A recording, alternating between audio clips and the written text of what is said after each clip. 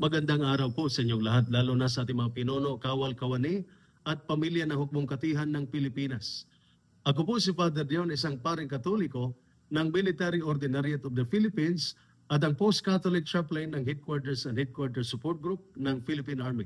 At ito po ang salita ng Diyos, ang ating gabay. Ngayon po ay Thursday, October 16, 2025, ng ika-28 linggo sa karaniwang panahon. Ang ating mga pagbasa mula sa banal na kasulatan sa araw na ito ay nagpapaalala sa atin na tayo ay naliligtas sa pananampalataya at pinalalakas para maglingkod. Ang ating unang pagbasa mula sa sulat ni San Pablo sa mga taga-Roma, chapter 2, verses 21 to 30, ay nagpapahayag na ang kaligtasan ay handog ng Diyos. Sa unang pagbasa, ipinaalala ni San Pablo na hindi tayo naliligtas dahil sa ating gawa o sa pagsunod sa batas lamang, kundi sa pamamagitan ng pananampalataya kay Kristo Jesus. Malinaw ang mensahe. Wala ni isa sa atin ang maaaring magmalaki sa Diyos. Ang ating mga medalya, ranggo, tagumpay ay hindi garantiya ng kabanalan. Tanging awa ng Diyos ang ating kaligtasan. Para sa ating mga sundalo, ito ay parang pagpapaalala na walang sino mang nabubuhay sa labanan dahil sa lakas lamang. Ito ay dahil sa disiplina, pagtutulungan, at higit sa lahat sa proteksyon ng Diyos. Para sa miyembro ng pamilya, ito ay paanyaya na sa lahat ng hirap at sakripisyo, biyaya ng Diyos ang nagbibigay lakas. Ang ating ebanghelyo naman mula sa ebanghelyo ni San Lucas, chapter 11, verses 47 to 54, ay nagpapaalala sa atin na ang pananampalataya ay dapat nagsasabuhay. Sa ebanghelyo, binalaan ni Jesus ang mga Pariseo na gumagawa ng mga monumento para sa mga propeta. Ngunit hindi naman sinusunod ang kanilang mensahe.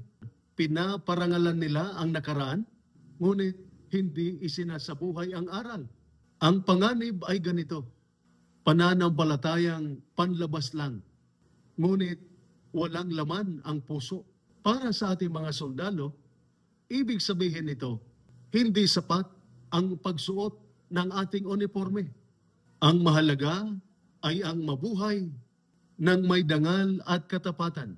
Para sa miyembro ng pamilya, ang panalangin ay hindi lamang salita, kundi araw-araw na pagpili at pagmamahal, pagtitiis at pagpapatawad kahit mahirap. Kaya itinuturo ni San Pablo na ang pananampalataya ang nagpapawalang sala, ngunit ang tunay na pananampalataya ay nakikita sa gawa. At ang paalala ni Jesus, huwag lang purihin ang Diyos sa labi, kundi ipakita ito sa gawaing may katapatan.